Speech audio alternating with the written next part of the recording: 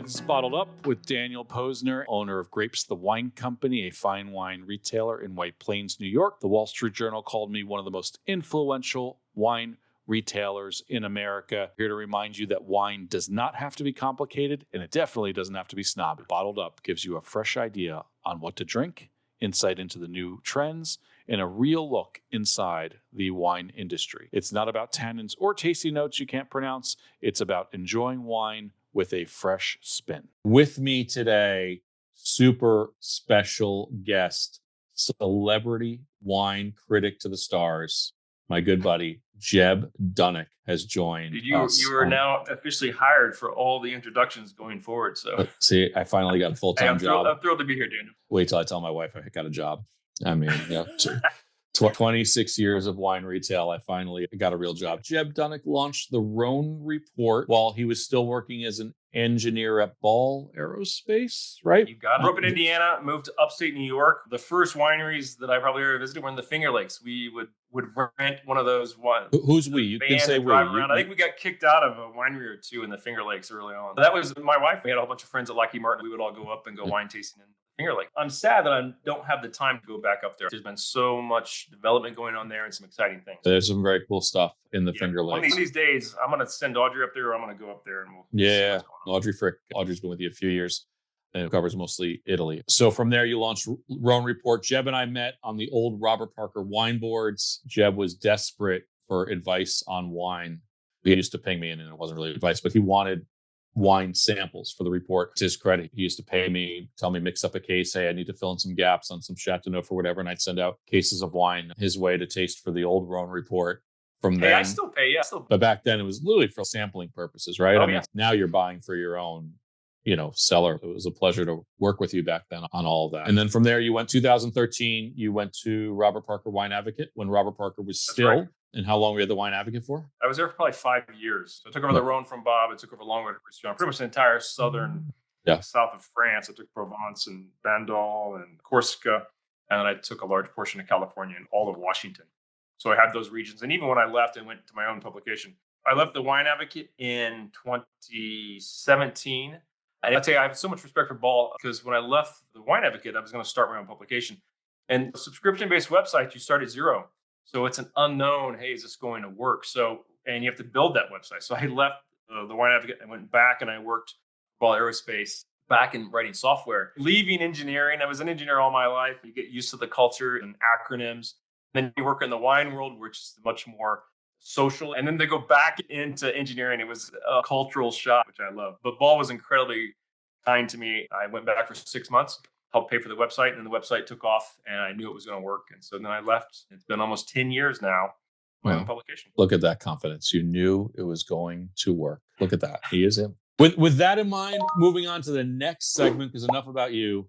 Let's talk about questions from our audience. It's a great pleasure to announce that Kim from Brooklyn has another question. Thank you, Kim from Brooklyn. Kim asks, if I only drink wine in warmer weather, I roll because who only drinks wine in warmer weather? We're heading into spring. So what red wine should we be drinking? I know Jeb definitely leans into that red wine department world of wine drinking. I mean, the guy is drinking Chateauneuf de Pape 8 o'clock at night in Bordeaux after slugging back 200 Bordeaux during the day. So clearly only a red wine drinker when he's not having mezcal margaritas. So if you're choosing red wine, warmer weather, spring, summer, what are your go-to reds, whether grape producers, regions, as vague as you want to be, Mr. Dunnuck? Yeah, I'd say a canned response is going to be, you should do lighter reds, fresher, chilled reds. And of course, those work. And if that's what you gravitate towards, you want to go a Pinot Noir, a Central Coast, Sonoma, California, that's fine. But the reality is I go to the Rhône. I love the Rhône in the warmer temperatures. They drink Rhône wines in the Rhône when it's warm. And those wines are not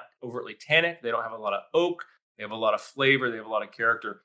And so I almost always gravitate towards Southern Rhône, provincial reds during those warmer months. And I just think they work incredibly well. Bandol also works really well in warmer temperatures. You can serve those wines a little bit on the cooler side, or you can have air conditioning and drink wine all year long. And for anyone that doesn't, Bandol is a place in Provence. In the south of France. So, it's about an hour drive or so from the southern Rhône Valley. Mourvèdre is the predominant grape there. When you first started going to like Languedoc, Roussillon, was there air conditioning where you were staying? Or were you past that point? Not always, no. When I started going to France, my first trips, Burgundy and Bordeaux, I mean, Burgundy, like I have no air conditioning in a couple of places when I was going. You really had to make sure you paid the premium. I'd say I was there in the Rhône one time a while ago, and they had this incredible heat wave.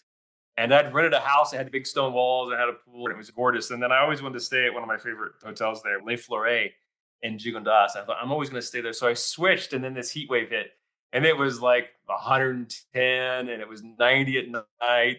And you just couldn't sleep at all. You're just pouring sweat. They have now since installed air conditioning there. So I highly recommend it. But I vividly recall those a few miserable nights. Once you gave them the 1-star review on Yelp, they were like, oh, yes, Mr. Dunnuck requires air conditioning. We're going to get air conditioning. And with that in mind, I'm going to intro one of our favorite segments on Bottled Up, the world's greatest wine podcast. We call this one Bite, Sip, Taste. And we're going to have Jeb give us his most recent favorite bites. Recently, we were celebrating my wife's, Tracy's 50th birthday. And so she has a favorite restaurant, which is Cazobi Fondofino in Boulder. Just call it Cazobi. It's in Boulder. Cazobi in Boulder. It's a Mexican restaurant. The chef there is Johnny Carell, and they do incredible cuisine. Just do great food. We sat at the bar. We got a whole bunch of plates. You sat together at the bar, right? It was her birthday. Yeah, we sat together at the bar. That's for sure. I don't judge, but you never know. Unfortunately, I hate to admit it, but I was drinking mezcal margaritas. Why would you hate to admit that, Jeb? Well, as a wine critic, you feel the need to always drink wine. But I thoroughly enjoyed myself. Mexican food, margarita. Sounds good. Yeah, no, it worked out really well. I was quite happy. What was your favorite bite? Did you have one? Oh, just the whole... It's funny. I actually remember drinks way more than I remember food, but it was a sequence of authentic Mexican food. So we had a whole bunch of stuff, but it was more about the mezcal that I was remembering. With a good meal. So what about your most recent favorite sip? I recently opened a L'Aventure 2018 Côte à Côte. I had that in the cellar for a long time. I forget why I cracked that bottle. That was my favorite recent bottle. I sat back, and it was one of those things you just drink and you're like, yeah, this is why I love wine. It's so funny because you're mentioning 2008 Côte à Côte, and episode 8, we had Trey Bush as my special guest, and he mentioned L'Aventure. Oh, really? I see. I should have listened to that one. I would have... And you just said you don't listen to the podcast. Trey said he only listened to a few episodes. You're telling me you listened to none. I don't even know why the hell I'm here right now. But funny enough, L'Aventure gets 2 mentions in a row, unsolicited by me. I'll throw in another. No, that works. That's great. We love L'Aventure. I got another one, though. I always go. There's a small restaurant there called Café Saigon in the heart of Saint-Emilion. And I just absolutely love that place. And for another sip, I had a 2019 Domaine de Ferrand Chateauneuf du Pape. You taste Bordeaux all day, and I love Bordeaux, but I was looking for something a little different. So I ordered that bottle and was fully satisfied. 13% alcohol wasn't enough. You had to tick it up to 15 with dinner. I get it. That's right. Good for you. Baller. All right, man. And so overall taste then? You got overall taste. So I was trying to think about that, and I was very lucky because I just got back from Bordeaux and I did the whole trip. I had a little bit of a break in my travel schedule because I'm shifting some regions around. I thought, I'm going to do a trip to Bordeaux, and we're going to focus just on verticals at Chateau. We made a selection, and for 2 weeks, we did these great verticals. It was an opportunity to learn as much as possible. But one that stuck out was a vertical of Chateau Valandrode with the Jean-Luc Tunevin. That was every vintage of Valandrode. We sat down. Jean-Luc was there. Muriel, his wife, was there. Jean-Philippe Fort was there. Remy, the winemaker, was there. Michel Roland was there. This was just probably 3 or 4 days before he sadly rest in peace to Michel Roland. That's certainly one of those moments. We should never take these wines or these people for granted. 1000%. How many vintages of Valandrode in that? Back in 91, so all of them, yeah. First vintage, 91. I was going to guess 92. God, they started in hellish vintages for Chateau Valandrode.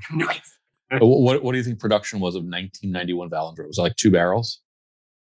Probably a little bit more than that, but not much. I mean, it was in his garage. Literally, when they say garage wine, they're not exaggerating. Valandrode, for historical purposes for everyone, I think Valandrode is considered the first garagiste in Bordeaux in that vein. I think so as well. 91 Valandrode with great winemaking family on the right bank of Bordeaux. Is just an incredible person as well. The beauty of this job is traveling around and seeing a lot of people. You see people that love their wines and you can not like the winemaker.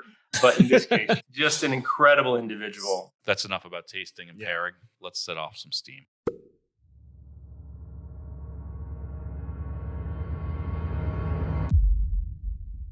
So, canned responses these days, I lean into AI. AI is very much part of my world. It's very much part of my kids' worlds with school. Everything we do, we call my wife's best friend a bot. like we call when anything AI in my world is called Joy GBT now. We don't call it Chat GBT or Claude or Gemini. It's Joy GBT for our home. So with that in mind, canned responses.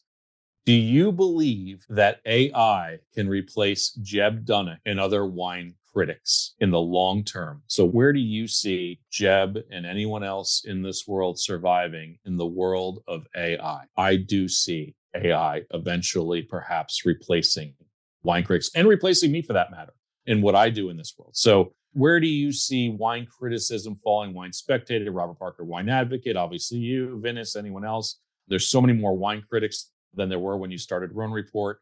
And now we're in this AI movement. Do you see yourself being replaced? I think everyone should be considering what AI is going to do to their profession. It's no joke. It really is going to revolutionize everything. Luckily, I feel pretty confident that AI cannot reproduce criticism. AI can imitate language, but it can't actually show up and taste the wine. I think critics' jobs are safe in that regard. Most people don't pay publications for tasting notes. They pay for judgment. And so that's where the delineation between what AI can do and what a critic does. AI can imitate criticism, but it doesn't have any judgment on the wines. Now, you have to think about, you can already analyze the aromatics of a wine. You can look at the chemical composition of a wine, and you can get pretty close to, hey, where does that come from? It's incredible what they can do. But synthesizing that into a taste profile, how does it taste, is well beyond where we are today. Critics bring judgment, context, a memory of other vintages. I certainly feel comfortable that in the next 10 to 15 years, critics' jobs are safe. I think we should all be considering the changes that are going to dramatically be coming down the pike because of that. Now, AI, as you were saying, your wife uses AI. AI is a tool. It's pattern matching software that comes across as intelligent. Where you can get a lot of use of that is to automate things that are repetitive. And that's where AI and software comes into its own. We use AI to extract drinking windows from tasting notes. We use it to integrate blends into tasting notes.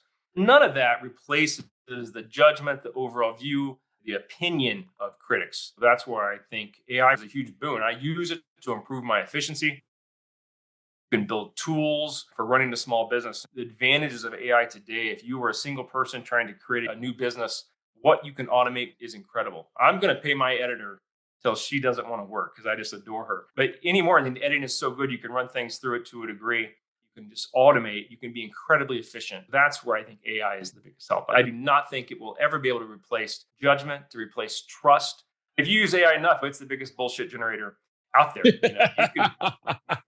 Just look at all the imaging we see of what's real and what's fake these days. You're saying that's the bullshit. But it gravitates towards the mean. If you're looking for, I think you see that it wants to agree with you. And there's lots of studies out there with it. So you have to be very careful on that. If you want high level information, when I get ready to do a report, I send off numerous models on these 30, 45-minute endeavors. I have it check cloud cover, check weather stations, multiple weather stations in the regions I'm doing.